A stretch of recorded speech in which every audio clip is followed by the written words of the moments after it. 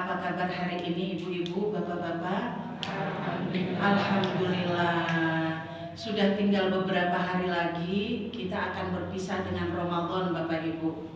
Kira-kira masih semangat menjalani Ramadan seperti awal? Masih ya, alhamdulillah. Saya juga melihat ini bagian soft ibu-ibunya masih penuh. Alhamdulillah. Ini berarti ibu-ibunya nggak tergoyahkan dengan godaan promo di mall, ya. Atau sudah ada ibunya yang menghilang hari ini? Masih lengkap ya Bu? Alhamdulillah. Bapak-bapaknya ini yang terlihatnya sudah lebih ini ya, lebih khusyuk di rumah atau di mana? Mudah-mudahan masih dalam keadaan sehat walafiat semuanya. Kalaupun hari ini tidak hadir, kita doakan semoga beliau-beliau tetap dalam keadaan yang terbaik imannya, dalam keadaan yang terbaik kesehatannya, dan juga tentu saja yang paling utama panjenengan semua yang sudah hadir hari ini, saya doakan Allah memberikan nikmat dan karunia-Nya yang terbaik untuk panjenengan semuanya. Saya doakan Ramadan ini benar-benar membawa perubahan yang lebih baik pada diri panjenengan semua. Dan saya doakan semoga Allah mengaruniakan panjenengan semua anak-anak dan juga keturunan yang solih-solihah.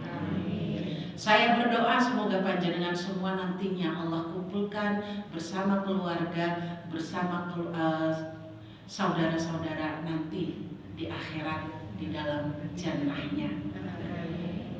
Bapak Ibu yang dirahmati Allah, saya kepengen tahu ini karena sudah di akhir-akhir Ramadan kayak gini, ya. Lantai 1 kita masih aman, Ibu? Aman, alhamdulillah. Kalau bapak-bapak, insya Allah lantai 1-nya ya aman ya Pak. Oh, lebih aman daripada ibu-ibu. Lantai 2-nya bagaimana? Aman, THR udah cair ya. Aman, yes, beres. Insya Allah lantai 3-nya juga lebih aman lagi karena selama Ramadan ini insya Allah selalu diisi dengan tausiah-tausiah, ceramah-ceramah yang bisa menyadarkan kita untuk lebih baik lagi. Bapak Ibu yang dirahmati Allah, kalau tapi beberapa pertemuan kita di awal Ramadan kemarin, saya sempat menyampaikan tentang hidup ini bukan main-main. Maka Ramadan ini pun kita berpuasa harusnya nggak main-main. Kalau sudah hidup tidak main-main. Yang kedua, kita pasti dikembalikan pada Allah. Yang ketiga, bahwa segala sesuatu yang kita perbuat di dunia ini pasti dipertanggungjawabkan di hadapan Allah. Maka Ramadan kita betul-betul kita laksanakan dengan keinginan untuk menjadi la'allakum tattaqun. Banyak orang yang sudah hafal dengan ayat tersebut ya. Tujuan puasa itu adalah menjadikan kalian orang-orang yang bertakwa. Hanya saja dalam kehidupan sehari-hari, potensi fujur dan takwa kita yang memang Allah berikan kepada kita, kecenderungan untuk menuruti perintah Allah ataupun kecenderungan untuk melanggar perintah Allah, itu selalu tarik-menarik. Ya, Allah sudah dalam penciptaan manusia itu Allah memberikan 2 potensi tadi, fujur dan takwa. Bagaimana untuk menghadapi kedua potensi ini? Allah memberikan kita alat pengendali yang itu ada di dalam mesin diri kita, yang ada di dalam kepala kita, yang sudah kita kategorikan dengan lantai 1, lantai 2, lantai 3. Lantai 1 adalah bagaimana kita merespon sesuatu dengan spontanitas. Kaget, yuk teriak, ya kan? Kalau lihat sesuatu yang gak senang langsung, meleot bibirnya gitu kan? Ngeliatin orang yang gak sesuai dengan pendirian kita atau mungkin keinginan kita langsung. Gitu ya. Itu spontanitas tuh. Melihat sesuatu yang mungkin menjelang Ramadan kok belum ada tanda-tanda THR muncul gitu kan, hati mulai sedih. Dada mulai sesek, ini gimana caranya, anak udah rewel minta baju lebaran tapi kok belum ada gitu kan. Atau bisa jadi pemikirannya apa? Ini kalau saya belanja sekarang besok setelah lebaran gimana ya? Kadang itu apalagi yang hidupnya dari gaji ke gaji. Untuk ada yang ya. Untuk menata gaji ke gaji itu yang terkadang bikin kepala sakit. Ini nanti ngadepin ponakan-ponakan atau mungkin putu yang minta THR gitu kan, membuat dada kita jadi lebih gampang bergemuruh. Nah, Ramadan ini mengajak kita untuk bagaimana kita mengelola lantai 1, lantai 2 kita untuk hayo kita naik ke lantai 3, kita upayakan untuk tetap berpikir dengan nyaman, dengan tenang. Kita yakin bahwa Allah adalah pemberi rezeki. Sebagai manusia kita itu cuma punya tugas apa? Berusaha.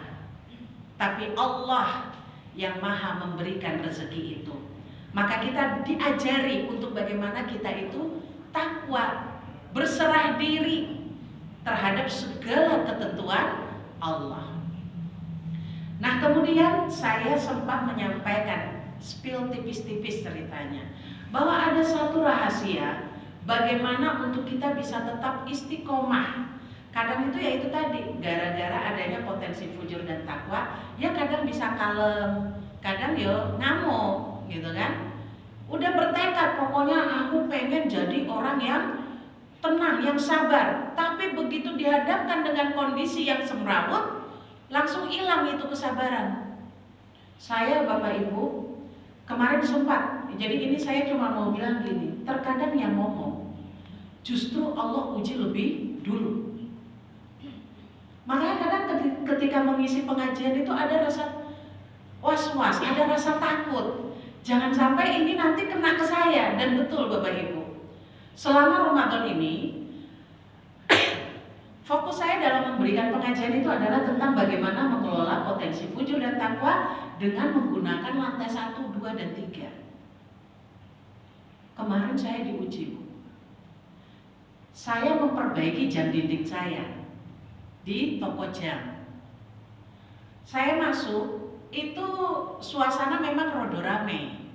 Ya, sudah ada orang yang lagi memperbaiki jamnya juga. Ada karyawannya, ada mungkin ibu pemilik dan juga bapak pemilik. Bapak pemilik ini posturnya lumayan, kalau kita lihat secara fisik agak bikin redek.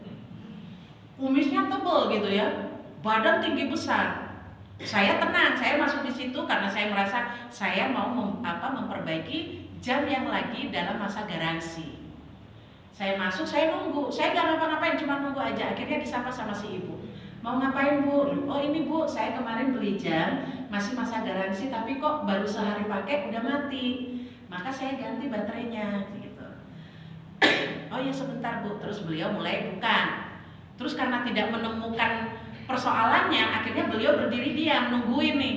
Nah bapak yang lagi, beliau juga punya kerjaan, sang pemilik ini, akhirnya bertanya, ada apa? Ini, apa si ibu beli, kemudian jamnya mati. Habis itu udah diganti baterai. Si bapak berdiri Pak, mendekati jam itu dibuka. Lihat bagian belakang baterai. Langsung karena nggak ada baterainya baterai ABC. Sebelumnya dari toko itu baterai everyday. Pokoknya itulah everyday apa everyday dulu ya. Nah alhamdulillah ini pada fokus berarti ya. Saya ganti dengan ABC warna biru itu, biru putih. Beliau dengan tiba-tiba suaranya gede langsung bilang gini, siapa yang suruh ganti baterai? Ini kalau jam lagi masa garansi gak boleh diutak-atik. Ibu, jenengan kalau dalam kondisi saya siang hari ya Bu, puasa ya kan, puasa lagi lapar, panas Bu, ya. Dan itu saya nggak dari rumah langsung ke toko, enggak. Saya pergi dulu ke Ringin Harjo karena ada punya job untuk bikin video. Itu butuh waktu 2-3 jam kami di situ. Habis itu pulang saya langsung mampir ke toko itu. Langsung digitukan. Siapa yang suruh ganti baterai? Ini kalau jamnya lagi masa garansi begini, gak boleh diutak-atik. Saya yang mendengar itu langsung makdek, ada orang. Otak saya langsung jalan. Salahku di mana? Wong cuman baterai antara everyday sama everyday sama kui. Sama ABC kok langsung ngamuk kayak gitu. Kepala saya itu penuh Bu. Hati saya juga penuh. Karena apa? Mikir ada orang saya dibentak di depan umum. Jadi ada semacam ego yang ingin keluar. Saya sempat, loh Pak, saya nggak tahu. Saya nggak ngerti kalau itu nggak boleh diganti. Kalau apa-apa itu semuanya tidak hanya jam saja. Pokoknya segala sesuatu kalau beli masih dalam masa garansi, nggak boleh diutak-atik. Itu Bu yang saya lakukan. Saya langsung teringat dengan materi saya yang saya berikan pada panjenengan. Tarik napas, saya langsung cuman gini. Itu benar-benar saya tarik napas itu saya berusaha untuk diem, tidak bersuara. Karena tadi di awal saya sudah sempat, loh saya nggak tahu dan saya sadar suara saya meninggi. Akhirnya si bapak juga meninggi. Nah, jadi itu saya langsung turun, saya diem. Saya diam, saya tunggu beliau ngomong. Pokoknya ini kalau sudah kayak begini sebenarnya nggak bisa. Saya akhirnya tarik napas, saya cuma bilang begini. Saya awali dengan mohon maaf Bapak. Terus terang karena saya kurang ilmu tentang jam. Maka sebagai orang awam, yang saya tahu kalau jam mati itu ya urusannya dengan baterai. Saya langsung seperti itu. Saya berusaha untuk kepala saya tetap materi lantai 1, lantai 1, lantai 2, lantai 1, lantai 2. Itu yang saya pikirkan. Anak saya di samping, diem. Dia nggak bikin apa-apa, cuma diem aja. Karena dalam hal ini dia bukan karena apa Bu? Karena kehausan. Jadi bukan sedang memahami itu peristiwa enggak, tapi dia lagi nahan haus gitu ya. Mana dia bilang pas kakak nengok ke samping ada ibu-ibu yang minum umi. Wah, udah semakin lah dia. Jadi pikiran dia itu yang lain, saya lain. Di situ Ibu, saya langsung menyadari ketika saya menurunkan suara saya dan saya mengakui beliau sebagai ahli jam, karena beliau terus lihat-lihat jam, ini masalahnya bukan di mesin, tapi jarum jamnya ini nyentuh kacanya, jadi macet. Saya cuma berkata, Masya Allah ya Bapak orangnya ahli jam, makanya begitu lihat langsung tahu. Pak, saya seperti itu bukan berarti kepala saya udah sangat baik ya Pak. Tetap aja di sini tuh udah Masya Allah, ini Bapak udah malu-maluin saya gitu ya. Tapi itu tadi, teringat dengan apa yang saya sampaikan. Dan saya menyadarinya gini, ini Allah sedang menguji saya dengan omongan saya sendiri. Dan saya betul-betul ditunjukkan ya, ditunjukkan dengan kebenaran ilmu Allah itu. Begitu saya turunkan nada, saya berusaha memahami beliau sebagai ahlinya, dan saya menempatkan diri sebagai orang yang tidak tahu apa-apa, beliau langsung menurun nadanya. Bahkan di ujungnya cuma bilang gini, kamu mestinya kaget ya tadi. Saya, iya Pak gitu. Begitu saya mau pulang, beliaunya bilang gini, jangan kapok ya. Saya cuma, iya Pak. Apakah benar saya tidak kapok? Saya cuma gini dalam hati ya. Aduh terima kasih, kayaknya udah yang terakhir aja deh. Kalaupun saya harus ke situ, kalau bisa jangan ketemu jenengan gitu loh. Jadi begini Bapak Ibu, yang ingin saya sampaikan begini. Kita manusia, Allah nggak nuntut kita untuk sempurna. Bahkan mereka yang bahkan sudah sering mengajarkan ilmu itu, bukan berarti mereka itu tidak pernah mengalami bahwa mereka itu bisa jadi udah sempurna, itu enggak. Ini tergantung kita bagaimana kita mengendalikan diri kita sendiri. Maka inilah rahasianya yang ingin saya sampaikan panjenengan. Ketika kita tidak mampu untuk istiqomah, satu hal yang paling memungkinkan hal itu adalah karena konsep diri kita belum kuat. Kuncinya di situ, konsep diri. Konsep diri ini adalah ilmu psikologi modern. Tapi kerennya Islam, Allah sudah menyebut konsep diri ini 1400 tahun yang lalu. Jadi sebelum ilmu psikologi itu menemukan konsep diri, Islam sudah menyampaikannya terlebih dahulu.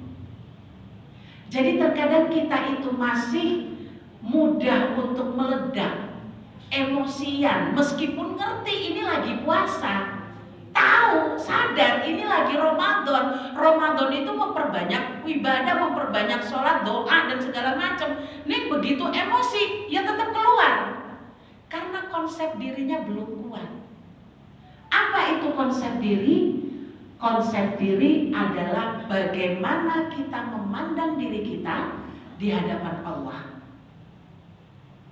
Kalau panjenengan menganggap diri panjenengan itu adalah saya cuma manusia biasa, maka itulah yang terjadi. Anak-anak muda kita sering punya komentar gini, apalah aku yang cuma remahan rengginan di pojokan kaleng kongguan, melempem meneh. Artinya apa? Dia menganggap dirinya tuh gak ada apa-apa, gak ada gunanya sama sekali. Maka yang terjadi ya seperti itu.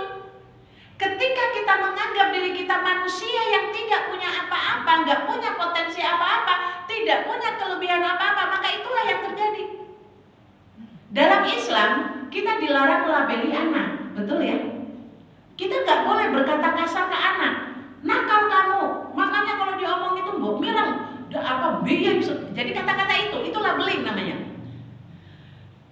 Memberikan label yang negatif, itu termasuk konsep diri itu. Makanya kenapa ketika anak kita bilang dasar bodoh, maka yang terjadi adalah apa? Dia akan merasa bodoh terus. Katanya mama saya bodoh. Kamu ngerti nggak? 2 kali 2 berapa?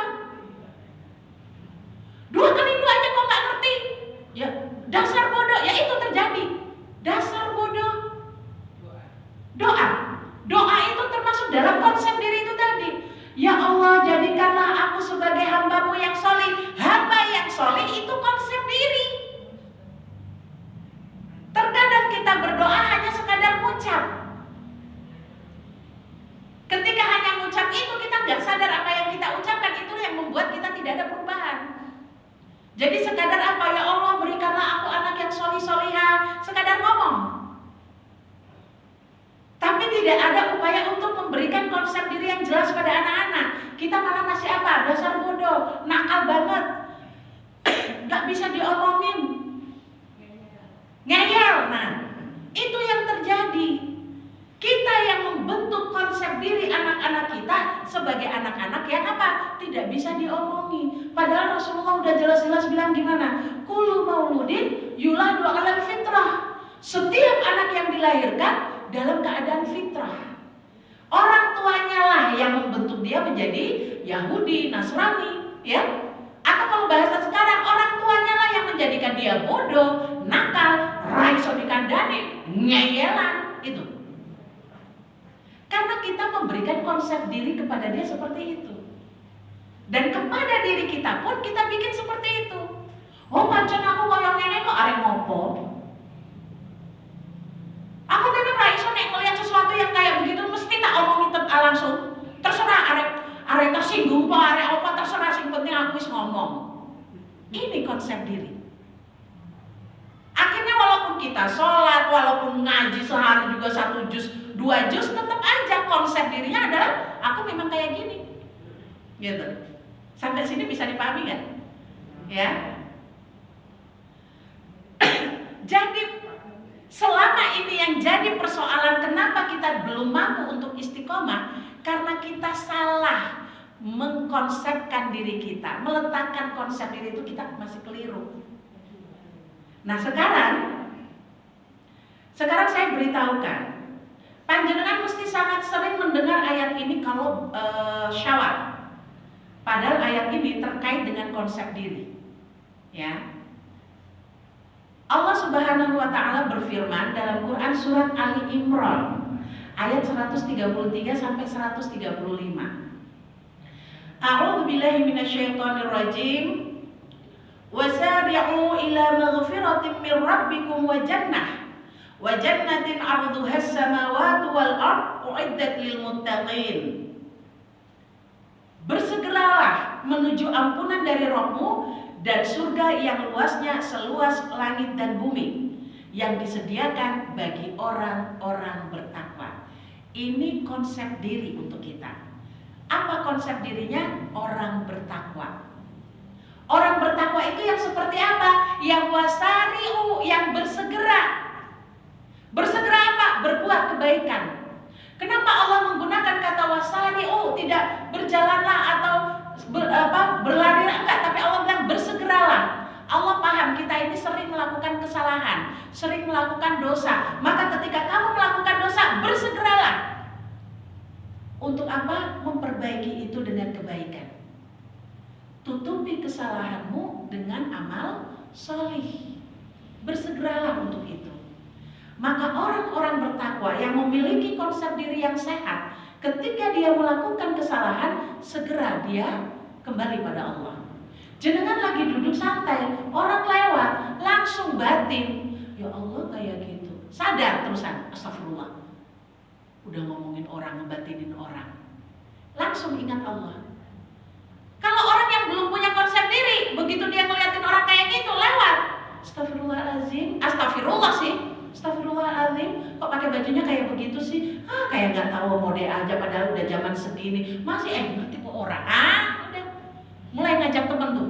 Itu kalau konsep dirinya nggak sehat. Dia tidak menganggap dirinya sebagai orang yang bertakwa. Konsep diri dia bukan konsep diri orang bertakwa. Maka itulah yang terjadi. Begitu melihat sesuatu langsung komentar. Orang bertakwa begitu melihat mungkin tidak cocok, dia sempat untuk kok kayak gitu, langsung astagfirullahaladzim. Ya Allah ampuni aku. Bersegera dia untuk menutupi kesalahannya dengan istighfar. Sampai di sini kira-kira bisa dipahami tentang konsep diri nggak ini Bu? Bahasanya ketinggian apa enggak ini? Penjelasannya ketinggian? Enggak ya, bisa dipahami nggak? Oke. Jadi seperti itu. Terkadang kita kesulitan untuk merubah kebiasaan kita hanya karena konsep diri kita belum jelas. Di saat Ramadan kita bisa melakukan amal solih itu, begitu selesai Ramadan kembali ke setelan awal. Karena tadi konsep dirinya belum jelas. Dia hanya berpikir konsep diri takwa dia hanya ketika bulan Ramadan. Selesai bulan Ramadan nggak ada.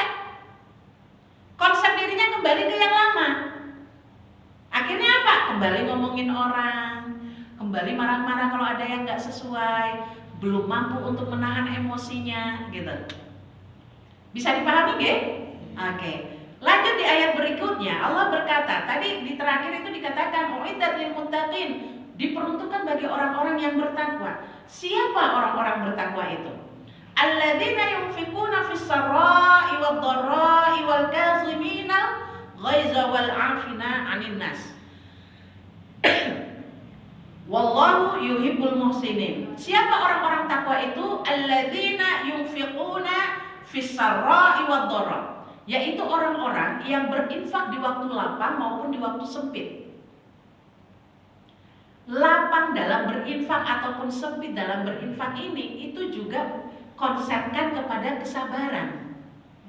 Tidak hanya ketika waktu suasana nyaman bisa tetap tenang gitu ya, sabar, nggak ada yang perlu diurusi, anak-anak sudah ada pembantu yang ngurus, kita hanya tinggal duduk-duduk. Begitu kita kelihatan kalem, sabar, gampang Bu, ya nggak?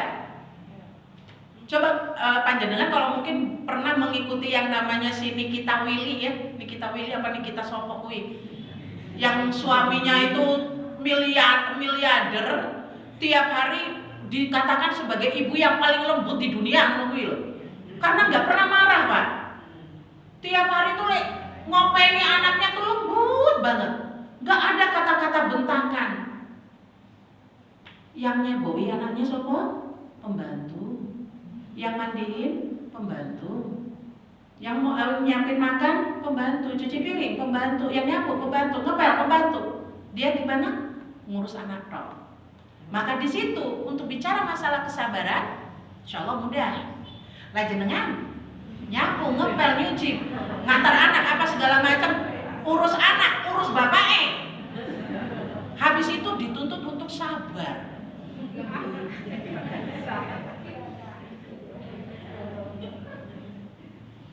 Kira-kira itu mudah apa enggak Bu? Nek jenengan bisa tetap sabar dalam kondisi itu, ini yang dibilang infak dalam keadaan sempit maupun lapang tuh itu tuh. Orang takwa bisa sabar dalam setiap kondisi. Tapi nek jenengan bersabar baru lihat kondisi, oh giliran lagi lapang aku iso sabar. Nih kalau sudah semrawut, keluar aslinya, itu berarti belum istiqomah. Belum istiqomah untuk sabar. Saya kadang bercanda sama teman apa? Wah, aku ki orangnya kalem. Saya dari Papua kan, kalem aku ki. Kata teman apa? Kalem pada saat turu. Begitu sadar kembali ke awal. Nah itu, biasanya bercandanya kayak gitu. Jadi inilah kita. Terkadang konsep diri ini belum mampu menjadikan kita istiqomah di segala suasana. Kita masih muda, terpengaruh sama lingkungan luar. Maka ini Allah katakan orang yang bertakwa itu yang dia mampu untuk infak di waktu lapang maupun sempit. Dia mampu untuk sabar di waktu lapang maupun sempit. Dia tetap baik ketika orang lain memperlakukan dia tidak baik, tidak menghargai dia, tidak memikirkan kesulitan dia. Dia tetap baik. Orang yang tiba-tiba langsung, siapa sih suruh ganti baterainya? Menunggu ya bu. Itu nek, saya cuma ngebayangin ini kalau masih pakai casing saya yang dulu Papua asli, mana terima saya digituin. Ngamuk bisa-bisa saya di situ. Tapi saya bersyukur Islam betul-betul membentuk saya untuk apa bu? Belajar menahan emosi. Ini yang disebut di ayat di kalimat berikutnya. Wal kazimina ghaiza wal afina anin nas. Yaitu orang-orang yang mengendalikan amarahnya dan memaafkan orang lain. Jenengan diperlakukan gak baik sama orang, mampu menahan diri, bahkan mampu memaafkan orang itu, itulah orang takwa. Kenapa kok bisa bikin kayak gitu? Kita punya konsep diri. Saya manusia bertakwa. Maka saya pasti bisa mengendalikan diri. Ada kalanya kayak tadi saya sempat tinggi juga di awal. Loh saya nggak tahu pak. Tapi langsung dikendalikan. Ditarik untuk ayo naik ke atas, ke lantai atas. Akhirnya saya turunkan nada, baru saya bicara lagi. Itu caranya. Jadi maksudnya orang bertakwa itu bukan berarti orang yang nggak pernah melakukan kesalahan. Orang bertakwa itu bukan berarti dia yang nggak pernah berdosa. Dia juga manusia, gitu loh. Tapi begitu dia melakukan ketidakbaikan, langsung kembali. Ya, oke. Saya ini spill yang ayat yang terakhir ya. Ini tinggal satu ayat lagi. Walladzina idza fa'alu fahishatan aw zalamu anfusahum dzakarullah. Ini tadi. Bahwa orang bertakwa itu bukan berarti yang nggak pernah melakukan kesalahan atau dosa. Dia juga sama dengan manusia lain, tapi dia mampu mengendalikan dirinya. Yaitu orang-orang yang apabila dia melakukan fahisyah, kekejian atau perbuatan yang keji atau zalamu anfusahum, menzolimi dirinya sendiri, dzakarullah, dia segera mengingat Allah, fastaghfaru lidzunubihim, dan segera beristighfar pada Allah. Bapak Ibu yang dirahmati Allah, Ramadan melatih pengendalian diri kita untuk bisa menjadi manusia yang bertakwa. Dan Allah menggambarkan hasil akhir manusia bertakwa ini di ayat Al-Mu'minun ayat Ali Imran, surat Ali Imran 133 sampai 135 tadi. Orang bertakwa itu bukan orang yang tidak pernah melakukan kesalahan. Mereka bukan manusia Ramadan yang terus seperti itu, gak ada ceritanya emosi atau apa tuh, enggak. Tapi mereka manusia bertakwa yang bersegera dalam kebajikan, lembut hatinya, tetap lembut hatinya ketika diuji, dan mereka cepat kembali kepada Allah ketika tergelincir. Bapak Ibu, itulah konsep diri yang ingin dibangun oleh Ramadan. Saya doakan semoga panjenengan semua Allah mampukan untuk belajar melatih mengendalikan diri agar betul-betul bisa mencapai manusia yang bertakwa. Itu saja dari saya pada hari ini. Mudah-mudahan bermanfaat. Mohon maaf apabila ada kekeliruannya. Aku qouli hadza astaghfirullahaladzim wa astaghfiru minkum. Billahi taufiq wal hidayah. Assalamualaikum warahmatullahi wabarakatuh.